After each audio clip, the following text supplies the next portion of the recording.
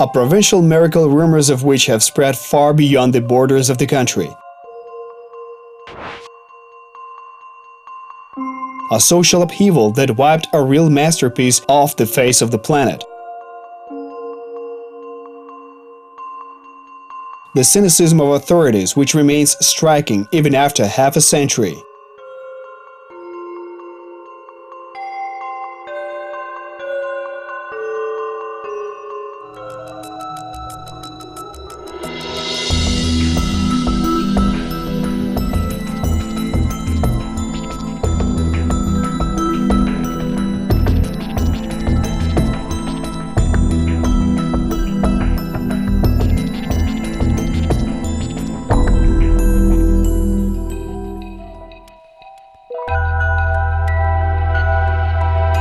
The Nykanor Onatskyi Regional Art Museum in Sumy.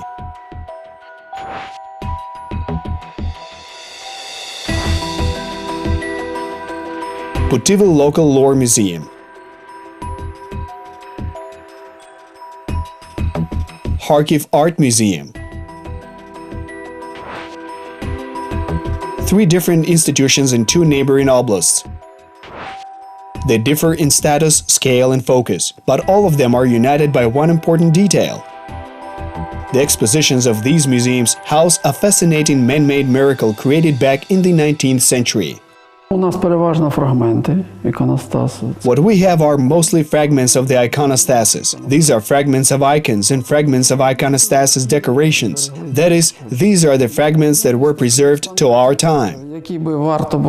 One of these exhibits worth noting is the icon entry of the Most Holy Mother of God into the temple. The icon itself is painted on wood, but its frame is made of porcelain, very brightly painted and incredibly beautiful. And this is also one of such rare exhibits, representing this iconostasis in particular and Volokitina porcelain in general as a unique cultural phenomenon that retains its significance to this day. Зберігає своє значення до нашого часу.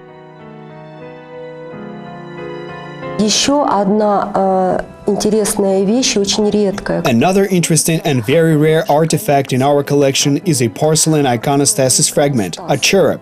Херувим. В имении Миклашевского была... There was a manor church at Miklashevsky's estate, and there they created a porcelain iconostasis. It was very beautiful, elegant, and snow-white with polychromatic coloring. And here in our collection we have a fragment of this iconostasis in the form of a cherub. Херувима. Exhibits with incredible fame and a similarly incredibly dramatic fate. At the time, their beauty gained the admiration of all contemporary art experts in the Russian Empire. However, they didn't avoid the blasphemies and sacrileges of the so-called new masters of life. Взагалі історія іконостасу починати треба з Generally, the history of this iconostasis should date back to the owner of Volokitina, Миклашевського. the local landowner Andrei Mikhailovich Miklashevsky, who settled down in this estate in the mid-1830s. He first built his own house there, landscaped the park, and then, on the territory of this estate, he built the Church of the Intercession. This church was built in 1857. Its construction was founded by Andrei Miklashevsky. The church was made of brick. It was constructed as a temple on the territory of the Miklashevsky estate. Its construction lasted for quite a number of years, because at first it was necessary to complete preparations for the manufacture of the renowned porcelain iconostasis. Порцелянового іконостасу. This task was not an easy one, since back then there was nobody who was experienced in the manufacture of porcelain iconostasis in the entire territory of Ukraine. Moreover, the workers of the Miklashevsky's manufactory were run-of-the-mill serfs who had to first be taught the craft of porcelain making. Тому робота ця This is why the work took about 10 to 15 years to complete. Molds were made, then castings were produced, and these shapes were assembled, and so on and so forth. That is, the work continued. According to some reports, the first icons were made sometime in 1853 to 1854. виготовлені десь в 1853-54 роках. And only then they started installing the iconostasis itself. Finally, the church was consecrated in October 1857. І остаточно освячена вона була в жовтні 1857 року. The uniqueness of the Church of the Intercession was that it is first of all a unique phenomenon in Ukrainian culture. This is the first church for which the porcelain iconostasis was specifically made. This simply wasn't done at the time, and contemporaries who visited the church at that time were simply delighted because there was nowhere else that they could have seen such a wonder. В Заході. Бо такого на той час просто не було. Хотя это характерное явление иконостаса. Although porcelain iconostases were not a phenomenon of porcelain production in the 19th century, as far as I know, such iconostases were produced in Ukraine only at Miklashevsky's factory. Иконостасы производил только завод Миклашевского. Пізніше Later, this was done by either the Kuznetsov's factory or other enterprises. However, at the time, they were yet to appear. Architects, historians, and artists were surprised that it was possible to manufacture such objects in such a place, not in Kiev, not in Moscow, not in St. Petersburg, but in some backwoods village. не в Москві, не в Петербурзі. And needless to say, all of this amazing work became a major subject of great admiration. Дуже серйозне захоплення. The craftsmen had to put incredible efforts into creating such a masterpiece. After all, the raw materials used in porcelain production are very delicate, fragile, and required skilled workers and technologists who would adhere to the technology perfectly and be able to paint the products with mineral dyes. For many years, some Western European countries failed to produce porcelain in the likeness of exemplary Chinese imports. Meanwhile, the products of Miklashevsky's manufactory were similar to Chinese and Vienna's Augarten porcelain. It was hollow, reflecting the Neo-Rococo style, shimmering with bright colors of mineral paints that didn't fade over time. A whole system was developed for the construction of this cult masterpiece. Details of the iconostasis were created on separate forms in order to obtain the thin layers of porcelain, which were easier to fire and combine into the composition. Fragile porcelain was fastened to a wooden frame, which stood invisible under the domed space of the temple, with simple nails inserted into holes specially made in the finished parts. However, the wonders in Church of the Intercession weren't limited to the iconostasis itself. In addition to the iconostasis, the church was decorated with porcelain candlesticks, large chandeliers and ostensoriums, that is, a lot of unique objects. In fact, all utensils that were used in the church were also made of porcelain. But admiring this man-made marvel did not last for that long.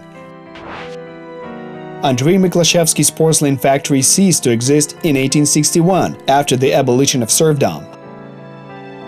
Although the manor itself remained in place, unfortunately it also suffered a rather gloomy destiny. На жаль, в 1917 році садиба Міклашевського, цей мистецький осередок, він був знищений, зруйнований. Майже вщент. In 1917, despite being such an art center, Miklashevsky's estate unfortunately was almost completely destroyed. Які були пізніше побудовані в 1875 році. Але в 1956 році було знищено і саму церкву. The only architectural object remaining today is the Golden Gate, which was built in the neo-Gothic style. Побудовані в неоготичному стилі. It's hard to believe, but this unique estate, along with the unique iconostasis, was destroyed not by some Muscovites that harbored anti-Ukrainian attitudes, but by their local minions.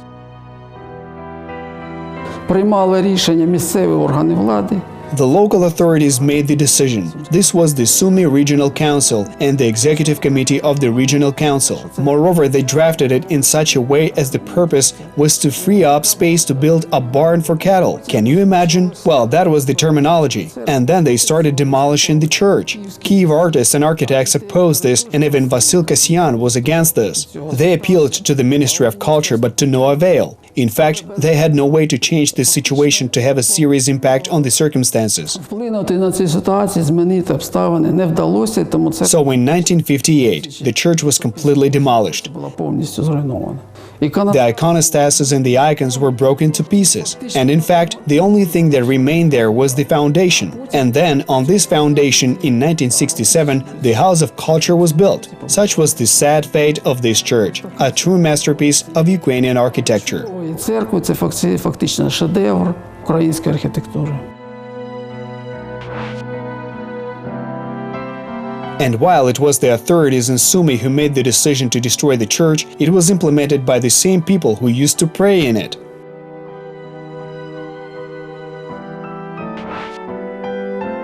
Це місцевий колон. It was the work of local collective farms, that is, it mostly engaged the local population.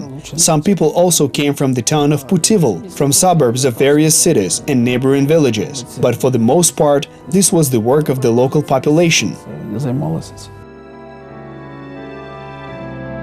Impunity and thirst for easy profits intoxicated the minds and hearts of the new masters of life. In the whirlwind of events of the October 1917 Revolution, which in Soviet historiography is known as the Great October Socialist Revolution, many estate owners perished along with their property. Andrei Miklashevsky somehow managed to avoid such a sad destiny. In fact, he was lucky to have died before the revolution. At the time of the revolution, it was up to his descendants. His youngest daughter, Alexandra Miklashevska, was actually the one to manage all these matters, but she also left the country after the revolution and emigrated abroad. That is, Miklashevsky himself did not witness neither the destruction of his house nor the demolition of the church and so on. Руйнації, цього знищення його будинку, знищення церкви і таке інше.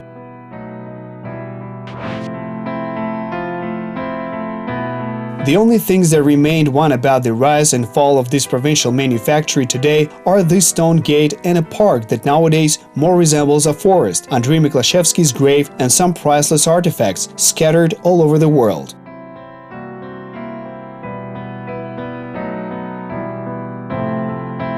І ось в багатьох приватних збірках So many private and museum collections still have these parts of the iconostasis that adorned this particular church built by Andrei Miklashevsky in the village of Volokitine. з церкву, яку збудував Андрій Міклашевський в селі Волокітине. Предположительно, есть какие-то... Presumably, there are some parts in different collections, but unfortunately, completely assembling the iconostasis from these surviving fragments is impossible. Фрагментов, конечно, к сожалению, не представляется возможным.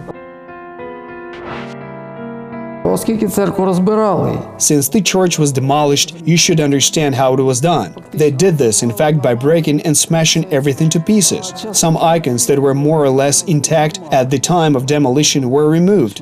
Someone took them. при демонтажі, а їх забирали. Хтось They were either the employees who worked there or the local population of the village. In fact, nothing remained of the church itself and of its beautiful and remarkable iconostasis. нічого не залишилось.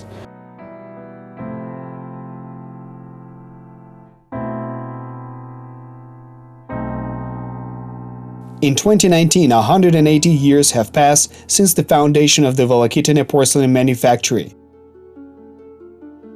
The products of Andrei Miklashevsky's factory were appreciated not only by industry experts, but also by aristocrats and industrialists. But today, the only thing that reminds one of the provincial factory's golden 20th anniversary is the gate that miraculously survived to this very day, scientific works and museum exhibits. Their fate was varied, and for many people was also tragic.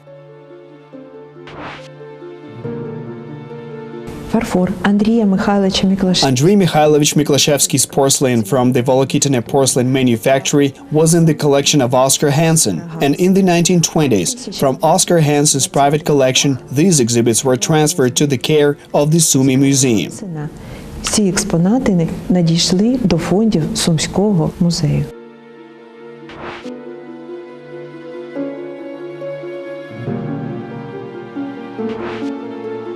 Действительно, этот завод Indeed, the factory is geographically close to us, and it would seem that there should be many works. Indeed, there used to be a large number of them in the pre-war collection, but the porcelain collection of the Kharkiv Art Museum suffered. фарфора Харьковского художественного музея пострадала. and its modern form was reassembled from two private collections, Уже в современном виде из двух Frodkin's collection and the one belonging to Katerina Mikhailovna Spektor. спектр. Эти произведения These works arrived in the 1970s to 1980s. There are several surviving works from the old pre-war collection. сохранилось из старой коллекции, довоенной.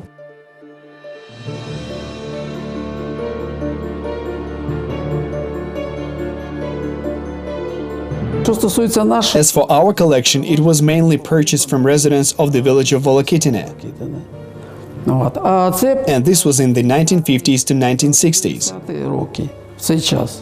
А деякі Some of the objects were donated by the local village council. That's how these exhibits ended up in our collection. до нашої колекції. Ну, унікальність The uniqueness of our collection lies in the fact that we have perhaps the largest compilation of these objects and fragments of the iconostasis.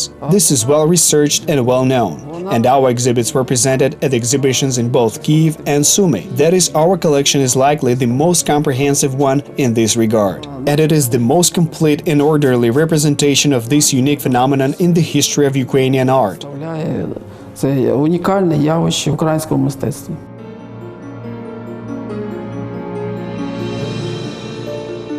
Today, the porcelain products made at the Volokitine manufactory are exhibited not only in Ukrainian museums, but also in foreign ones.